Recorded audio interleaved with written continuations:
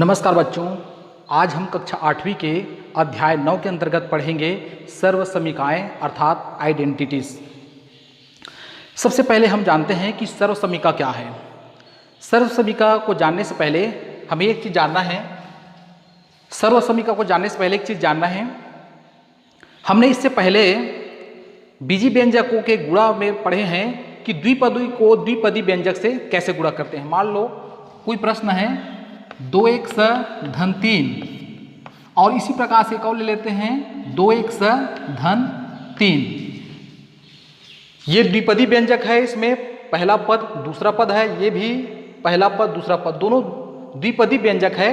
जब दो द्विपदी व्यंजकों को गुणा करते हैं, किस प्रकार से गुणा किया जाता है, इसको हम पढ़ चुके हैं कक्षा 8वीं में। तो देखते हैं इसको गुणा करने पर क्या रिजल्ट आता है। आपने ये देखा होगा, प्रथम पद को पूरे संख्या से गुणा करते हैं, पुनः 3 को पूरे संख्या से गुणा करते हैं। तो इस प्रकार से हम लिख सकते हैं 2x, कोष्टक के अंदर में लिखेंगे 2x धन 3, पुनः प्लस 3 को पूरे के साथ में गुणा करना है 2x धन 3।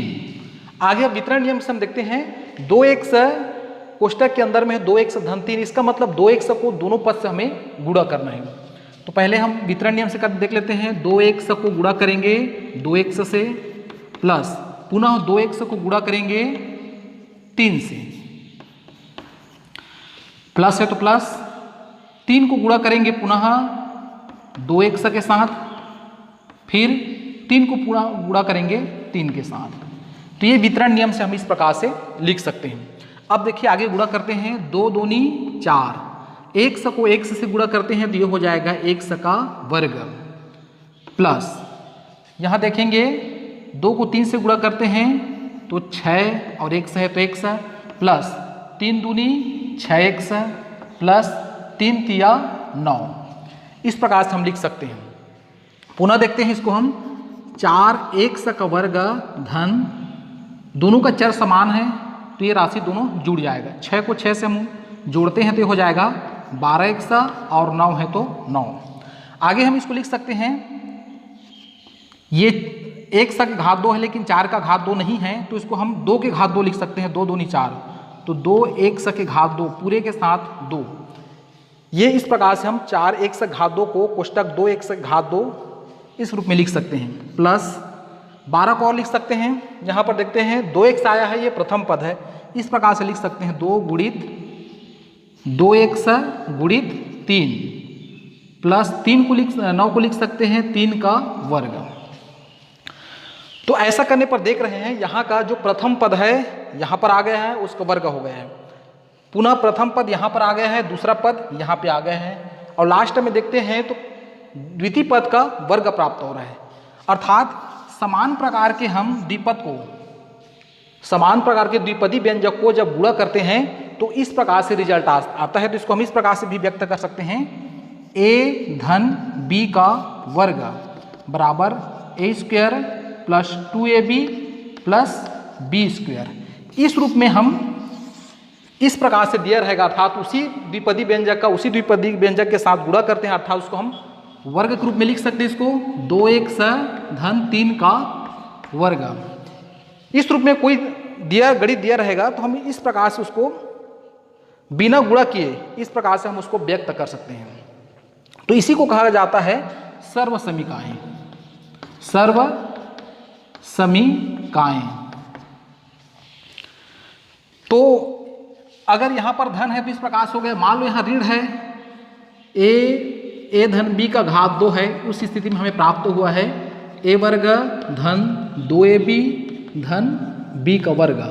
अब यहाँ धन के जगह मान लो ऋण होता तब क्या होता, a ऋण b का वर्ग बराबर ये होता a वर्ग ऋण 2ab प्लस b का वर्ग। अर्थात यहाँ पर केवल चिन्ह हम अंतर करते हैं, धन के जगह हम ऋण करते हैं तो ये 2 के पहले ऋण चिन्ह हो जाएगा। इसी प्रकार से एक और संबंध है, a धन b, मान लो पहला व्यंजक में धनात्मक है, दूसरा व्यंजक में ऋणात्मक है, तो ये हो जाता है a square minus b square. ये तीनों कहलाता है सर्वसमीकाएं। ये 3 प्रकार के सर्वसमीकाएं होते हैं और एक प्रकार के सूत्र है इन सूत्रों की सहायता से ही प्रश्नावली के गणित बनेंगे। अर्थात इस प्रकार से ए धन बी गुणक रूप में दिया है या ए धन बी का होल स्क्वायर दिया है, तो बिना गुणा किए हम सूत्र की सहायता से इस प्रकार से उसको व्यक्त कर सकते हैं, और ये कहलाता है सर्वसमीकाएं। सर्वसमीका को परिभाषक रूप में इस प्रकार कह सकते हैं, ऐसे गुणन संबंध जो ए और बी के प्रत्येक मान के लिए सत्य हो उसे हम सर्वसमीकाएं या आइडेंटिटीज कहते हैं।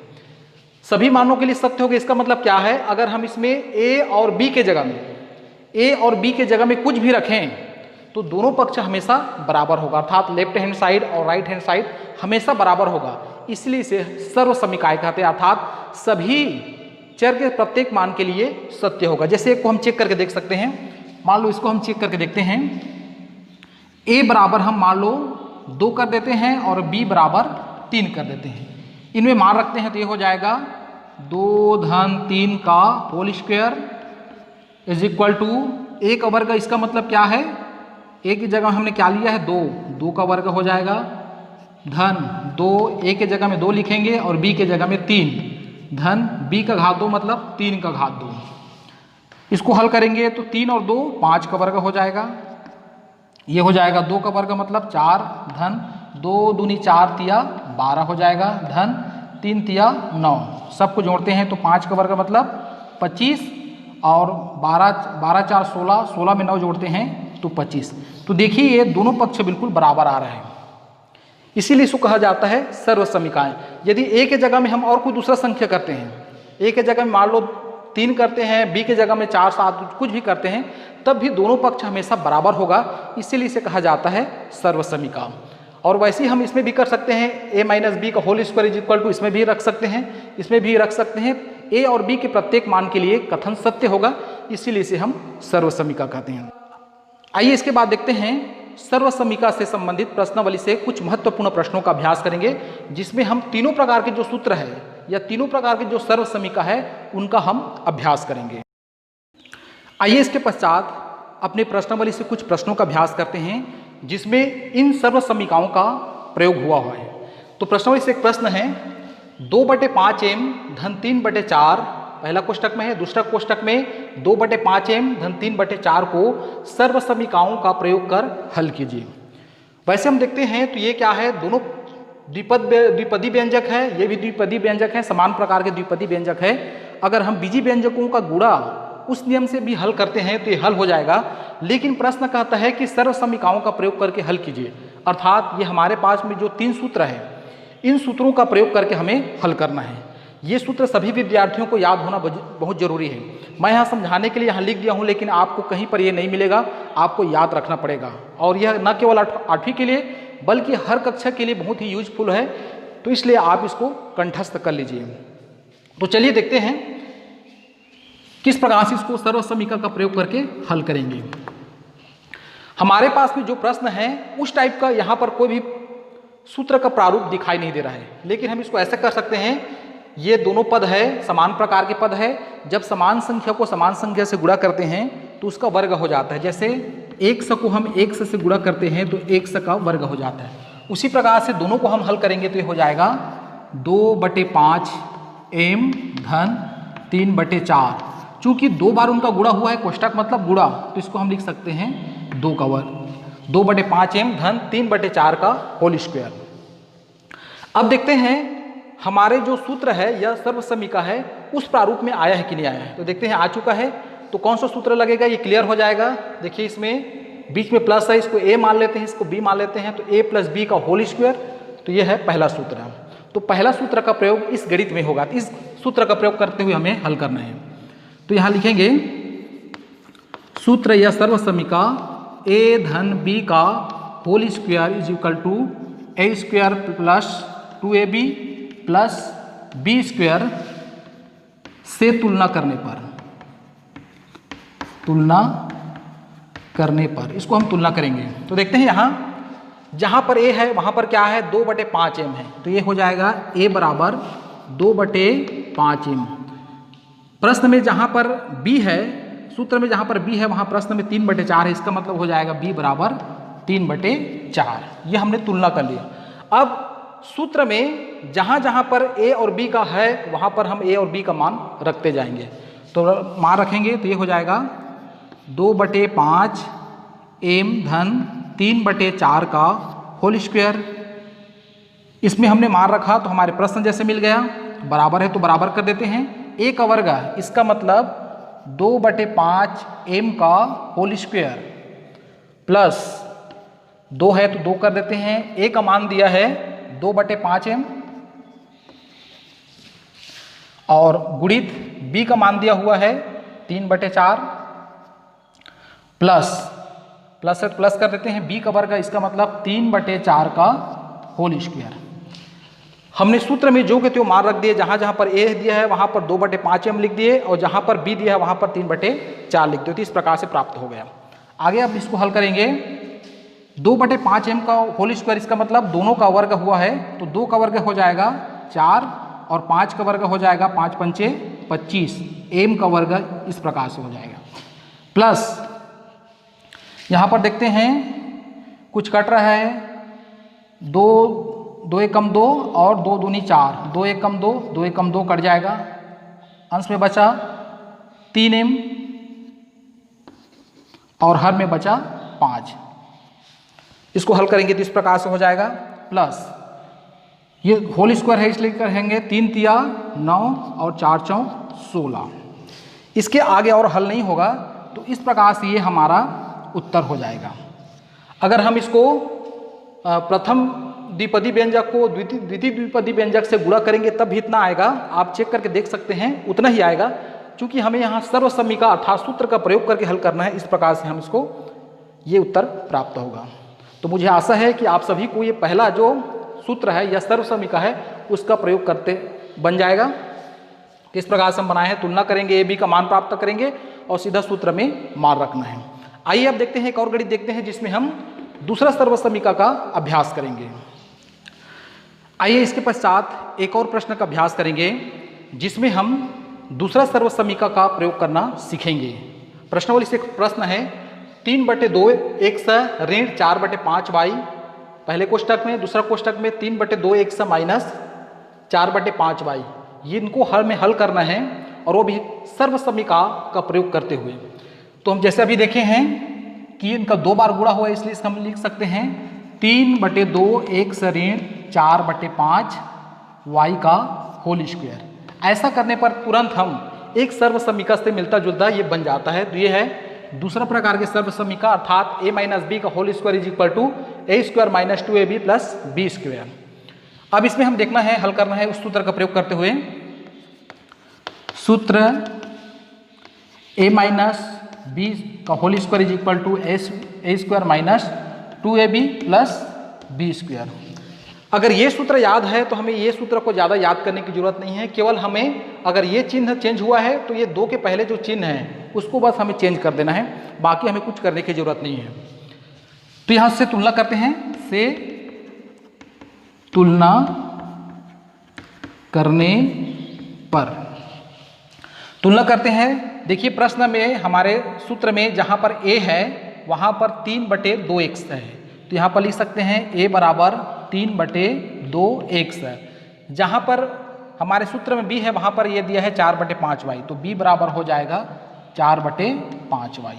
अब इन मानों को हम ये सूत्र में से रखेंगे तो ये हो जाएगा 3/2x माइनस 4/5y का whole square is equal to हो जाएगा 3/2x का होल स्क्वायर माइनस 2, 3 a के जगह में लिखेंगे 3/2x इंटू या गुणा b के जगह में लिखेंगे 4/5y पुनः प्लस b का होल स्क्वायर मतलब 4/5y का होल स्क्वायर। इस प्रकार से हमने a और b के मान को सूत्र में रख दिया, तो इस प्रकार से बन गए। अब आगे हल करने हमें 3/2 का होल स्क्वायर है, इसका मतलब अंश को 3 तिया 9 करेंगे और हर हो जाएगा 2 दूनी 4। x का वर्ग है तो x का वर्ग कर दिया, माइनस यहाँ देखना है जो कटता है उसको कटा देना है, क्या आगे कट रहा है, ये 2 और 2 कट जाएगा। अंश में बचा 3 चौक 12xy 12xy और हर में बचा 5। इसको हम देखते हैं 4 चौक 16 और 5 पंचे 25 y का वर्ग।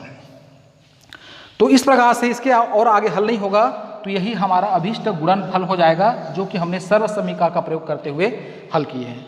तो ये भी बहुत सरल है, जिसको a प्लस बी का होल स्क्वायर वाला समझ में आ गया है तो उनके लिए a माइनस बी का होल स्क्वायर वाला जो सूत्र है उससे संबंधित गणित बहुत आसान हो जाएगा।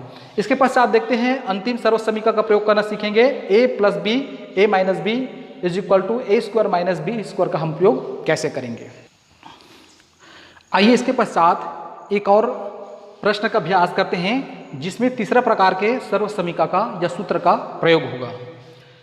यहाँ पर देखना है प्रश्न में पहले द्विपदी व्यंजक है 4x धन 5y और दूसरा है 4x ऋण 5। सॉरी, पहले में है 4x धन 5, दूसरा में है 4x ऋण 5। तो पहले इससे पहले जो गणित देखे थे हमने, दोनों में या तो प्लस प्लस था या माइनस माइनस था, लेकिन इसमें एक में प्लस में है एक में माइनस में है। तो इस प्रकार से भी हमारे पास में एक सर्व समीकरण या सूत्र है, तो इस सूत्र का हमें तीसरा सूत्र का प्रयोग करना है। जैसे पहले हल किए थे वैसे करना है। इसके घात 2 तो नहीं हो सकता, जो के तो रहेगा, तो सीधा लिखेंगे सूत्र